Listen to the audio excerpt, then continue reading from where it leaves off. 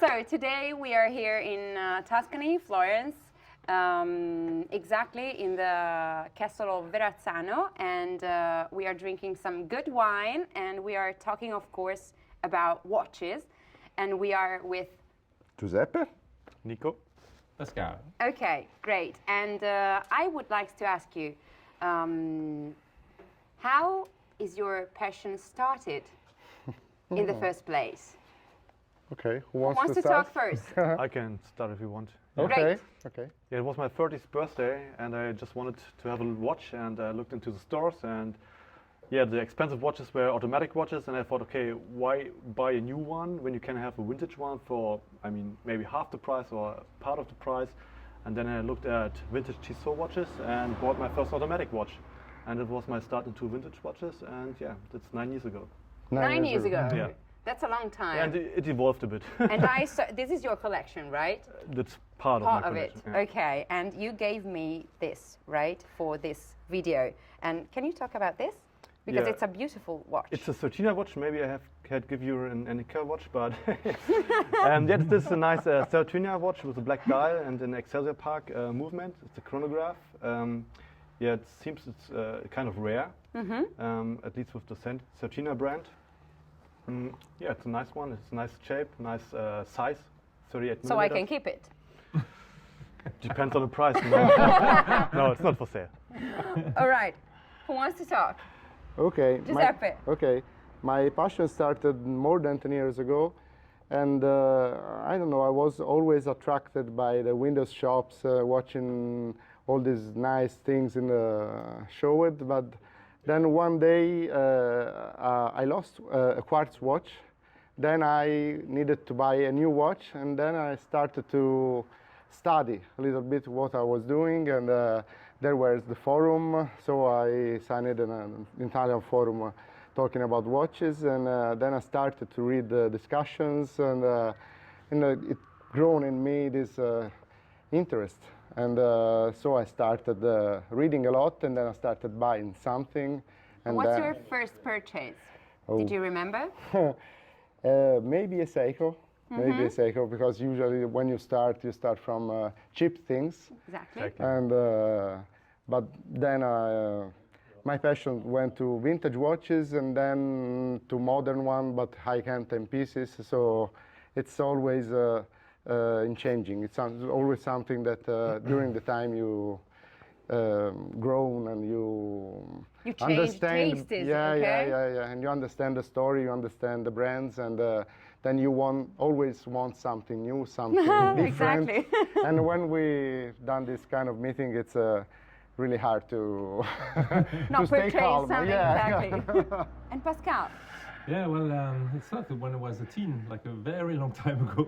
And, Not that long time. And you know, I grew up in Switzerland, and it was the start of the Swatch phenomenon. And Swatch was all around, and with friends, we were hunting the rare Swatch models in Paris. The first one who got a car, we went to Paris, to Milan, etc. We were exchanging the watches.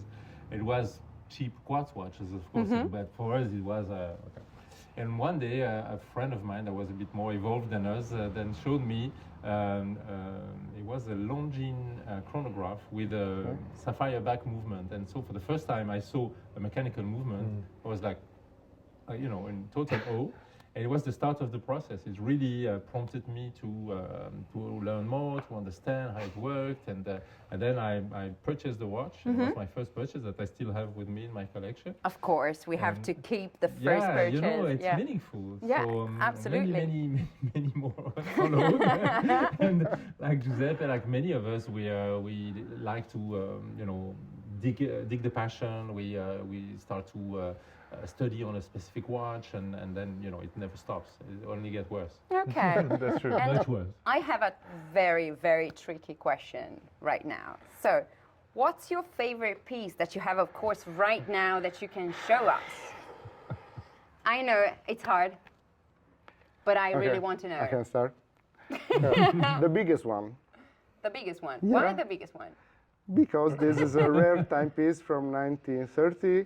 It's a Longines Wims. It has a wonderful movement, and it has a history connected with navigation, star navigation system from WIMS.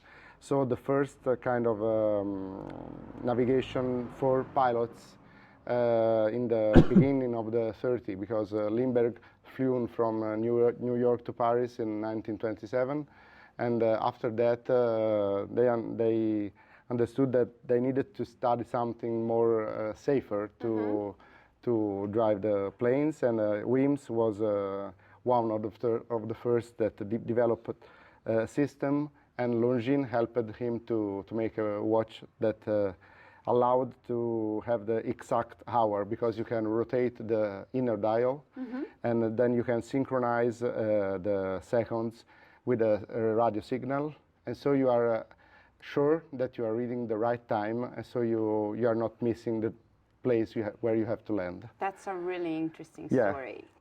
Really Yeah, interesting. so it's very vintage. My Very favorite vintage is very and vintage. very interesting. Yeah. What about you? For me, it's probably the second. Not this one, right? No, not this Okay, one. Not great. one, because not an Enica. Yeah, this one. Yeah. Wow. Yeah, this one. It's an Enica Supergraph, but it's a special version. It was exactly and specially made for the Olympic Games of 1964, and I got this one from Hans Simone, who was a rifle shooter at the Olympic Games. And yeah, I made some research when I was into studying some advertisements from Enica, and I found this watch, and I checked on Wikipedia who was a rifle shooter at 1964, and I found Hans and contacted him, and yeah, he was brave enough to give it to me. And this is one of a kind. There may be 3 known yet, but there are like 4 rifle shooters that were in the Olympic Games 1964 in Tokyo, and yeah, this is one of them, and this is actually from one of the shooters there. That's beautiful. That was a real hunting. It was a real hunting, and it was hunting. a success, and it's just a good story, and it's a nice story behind it, and that's why it's it's not just the watch, it's also the story behind it. Exactly, because the beauty of this world, I mean, it's not just the watch itself, but of course the history behind it, right? So it's amazing. And it what has about- something special in the hands, if I remember correctly. Yeah, that's special. You know, there are some supergraphs, and there's this supergraph that has a special bezel with these red indicators, and also on the dial, on the subs, there are special dots. You can measure the time of your rifle shooting. So it was specially developed Yeah. for It's this reason. really- so For yeah. the shooters. so Just they for did shooters, 4 dials, 4 bezel, maybe 5, and they put it in a Wow. Yeah, probably some more, but not yeah, more than 10 probably. yeah. That's a really good piece. That's absolutely interesting and unique. Yeah. Great. Thank you. And what about Pascal? So I don't have a favorite watch. I have, it's like children. It's impossible to choose. So, and I didn't bring many with me, but I will take an example. Okay. Giuseppe's watch. Okay. I have, let's say, almost the same, but it's an Eberhard chronograph, just before the Second World War. Okay. And the design, the sheer design of this piece is really appealing to me. For me, it's the nicest case design for any reason. The dials are really beautifully made, and they actually stand the test of time. This one is 80 years old and looks like new. At the time, Eberhard was, I would say, on par with Patek, with the quality of their chronograph, and I just like this piece very much. That's beautiful. Like many of them. It doesn't have a special history, but I think this one is a piece of design that is really appealing to me. So you love this just for the design, and it's not. How can I say? It's not less than the history, because the design is also amazing. So I can totally understand why you love it. Great. It's a piece of history anyway. Yeah, of course. And would you like to talk more about your collection in general? Because I'm really curious. Of course, we chose one piece, which is your favorite, but I would like to know more of your collection. If you are collecting something more particular or whatever. I'm really curious. Let's see. Our Who wants to followers start? know some Okay. of our watches, so maybe listen to Nico and Pascal. Nico. Okay. Yeah. My main focus is Enica watches, especially the chronographs. I started to collect them, like 6 years ago. I bought my first jet graph. It was one of the chronographs from Enica with a GMT function, or complication, so you can measure 2 times as on a chronograph dial. And I tried to research it upfront before I bought it, and there was no real page with really good information. And so I thought, okay, maybe I should try to do something like that. And yeah, it was like a foxhole. It took me deeper and deeper, and but it's part of the fun to research the brand, to get new information about it. I mean, we all knew Heuer and the connection to the motorsport, but Anika was there 10 years before with guys like Sterling Moss, Jim Clark, who all were wearing Anika watches, Anika chronographs. Then we have like the divers, Hans Haas, who was 5 years before Jacques Cousteau and tested the Anika Sherpa dive. So yeah, it's quite fun to. It's like a puzzle, and you put it together, and there's all more and more. And the problem with Anika is it's a brand that's dead since the 1980s. You know, when we have like brands like Omega, Heuer, they're still active today. But Anika went bankrupt in the 80s, and there's just like the name already in as a company from Hong Kong, I think. But the original brand went from the market, and so there are no documents left. They were all burned in the 80s when they went bankrupt. They just trashed it in the bins, and so there's nothing left. So I see it as my part to get the information together with some other friends from the Anika community who are helping, like Martin van der Veen, who wrote this book about the brand. And yeah, it's very special. It's a small community, but together all the information we can try to get and try to solve this puzzle and to get a better picture of the brand, how it was and what was behind it. That's really interesting. The book you're talking about is the one that they sold on Kickstarter? Yeah, we tried it, I think 4 years ago. Yeah, we started it on I have Kickstarter. it. Yeah. Because you can actually find books about watches. Wow, definitely. No, because Surprising. I'm totally ignorant about it. And you can actually so find many some of them. books about watches. There's a Not world. some, a lot. A treasure of books. I mean, it's endless, and all the big brands have their researchers that put together books, and many brands are represented. Not all of them, and sometimes you need to dig a little bit deeper and go on the internet and find any possible source, and it will actually. It's also part of the process, I think, of any collector, especially in the vintage side, to dig sometimes things that you don't even find in books. And it's also the part of the passion. Yes, of course, Absolutely. because then you start and you want to know more, and you find any possibility to know more, either through the net or through people you meet through social media, and then you dig in and they give you another name that will have another piece of information. It can take years. And I think when you dig in very deeply, like Nico does on Anika, it's really a path that is really it's a long way, and it's a very rewarding. Yeah. If you're collecting one brand especially, it's natural, I think, to investigate a lot. And if you like many kind of watches, it's really hard to do that because it's kind of impossible. But there's a huge world of books and articles on internet forum, and it's a complex world because So, would you like to talk about your collection, or should we move on to the other I can talk. question? Okay, as I told you before, it's a mix from vintage, mainly from the 30 and the 40, and some sport watches, always vintage from the 60, and the rest of the collection are neo-vintage, so 80 and 90 high-end timepieces like Daniel Roth, and then some modern, one independent and one industrial good brand at Langerson, that is from Germany.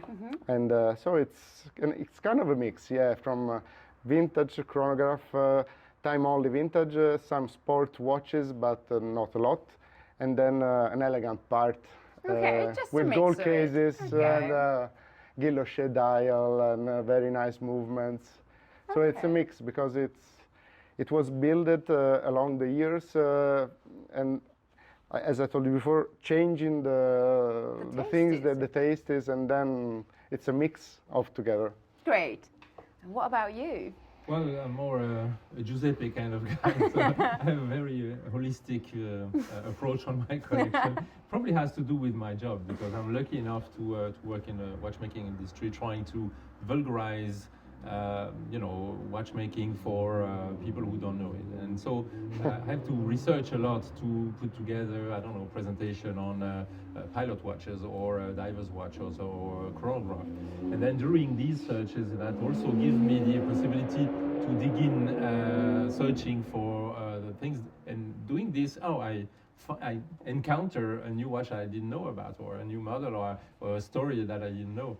And so my collection is also following a little bit these discoveries. And so before, probably I'll have a focus on sports watches from the 60s, 70s. But now I think I'm getting more you know, diverse by the day. Sometimes it's a history. I'm very fond of the Submariner sea dwellers of Rolexes, because they really made history, and it was very significant. They accompanied the development of diving during the 50s and the 60s and the 70s with real life people, and it's very interesting. Sometimes, I know it's a brand, because you know, Jaeger-LeCoultre, for example, which I'm very fond of, they had so compelling history in terms of movement development and crazy innovations in terms of technical advancement. And sometimes it's you know, it's a design like the Eberhard I was referring to. So, yeah, you know, that's it. what's come next? I don't know, Yeah. but Watchmaking work is complex, and It's so is so the passion complex. connected to Yes. it, because and there's been 30 years I'm collecting, and there's no single day where I'm not learning something. And this is the I crazy part, and I'm still absolutely surprised. believe it. Yeah.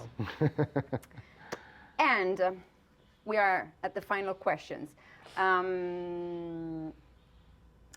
Is there a piece that you don't have at the moment that you dream Too to many. have in your collection? Because I'm really curious right now. Yeah. Who starts? Because you have it, and I know you have it. One is not fair, because there's not only one. When we The do this wish kind list. of- Well, okay. The wish list of the list- collector is usually endless. I can It goes totally very understand. deep, right? If you have to choose one, Right? It's not possible. just one piece, Okay. which one is it? Okay, I start because Giuseppe okay. has to think. Yeah, I have need two. to think, yeah. I have two. Okay. One is actually a Submariner from the mid 50s that James Bond wore in James Bond versus Okay. Dr. No, and in the film, and it's a big crown that they call the James Bond Submariner, and it's very, very difficult to come by, very difficult to find in good condition. It's crazily expensive, so it's probably just a dream. And the second one is totally different, is a perpetual calendar by Max Busser, and MBNF, that is a crazy independent that makes incredible timepieces that are really machines. And his perpetual calendar is one of the most striking pieces I've ever known. I used to work for him, and I know him okay. personally. He's a friend. He's not going to give me one anytime soon. But, one day, You will never know. You never know. Okay. Who's the next? I'm not ready, Nico, maybe. I can try.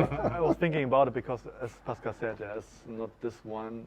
There's not Okay, just just one one, watch. just Yeah, one. but okay. If I have to decide, it's of course an Annika, and it's in chapograph that there are 10 known of the chapograph from the 1960s 10. who were given to the mechanics of Jim Clark. And there's an inscription on the case back. With the inscription, Jim Clark, Formula 1 World Champion, 1963. And of course, this is a watch with an heritage, and it's personal, and there's the history about the racing and Jim Clark, and they're just, like I said, 10 watches, and to own one of them would be a dream, but I think it's... Never say never. Yes, Never say never. They're not all known yet, so maybe there's a possibility one day, but yeah, I think it would be a dream forever. No. Just finish here. Okay. Okay, trying to say one model. Okay. Just one. So, I will say You already the... told us two. No, so I will just say one. one. I will say one. For me, I think it's the Sommatore Centrale chronograph from Longines. That it's really a holy grail for vintage lovers, for chronograph lovers, and it has a wonderful, massive case, waterproof, and a very cool design. And it's really a unique chronograph, and it's really hard to find it right now because the prices went up to the sky, and And apart from the prices, it's really quite impossible to find one new in the market because it's rare to find new things. New, I mean, that never goes out in the market because usually it's something that you buy from collectors, from dealers, from auction houses. Something worn by someone. But when sometimes you're lucky enough to find something that was never sold before. So this would be my dream, to find it in this way. So it's impossible, I think. Okay. The amount of watches is limited, right? Because it's vintage. They're just built once. Exactly. Some of them are gone forever. And Yeah, so there's just a limited number of watches left. And Okay. they're going to be rarer and rarer. Yeah, we have a responsibility doing business and in general collecting these kind of things.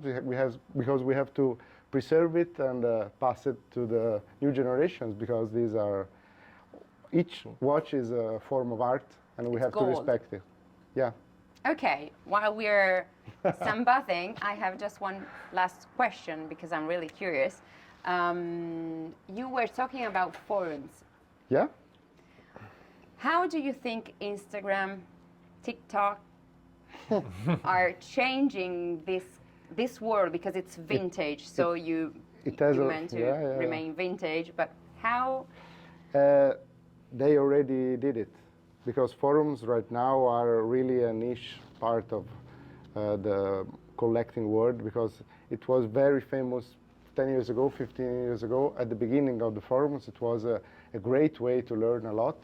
But nowadays, everything is quicker. Now you need to make a good pick. You have to do it in the right way, because everyone will scroll to the minimum detail on Instagram. But everything is quick. You have to do it right in the right moment, post it, and then the day after you can change subject, and you can.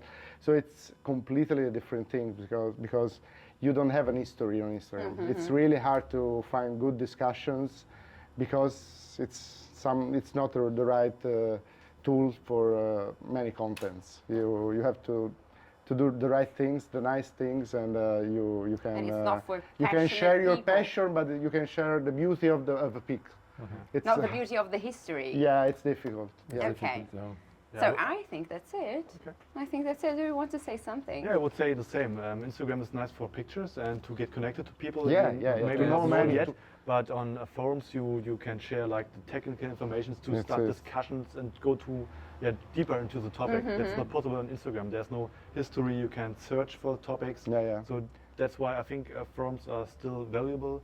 And Instagram is, it's nice, but TikTok, I don't know, I can't dance. TikTok, I can't dance my watches. TikTok is not yet on watches, I think, or maybe watch collector are not yet on TikTok. But okay. Maybe will come. You have the Hopefully same not. idea. Totally. It's a question of depth. So Okay. first social media, then in depth with the forums. Yeah. Okay. So I think that's it. We can thank this thing organized by GTG by Luxo Time Firenze, and I want to thank you, Pascal, Nico, and Giuseppe, for showing me your passion and, of course, your watches. I'm gonna keep it. And thank you so much. Thanks, it's my watch. Thank you. Thank you. Thank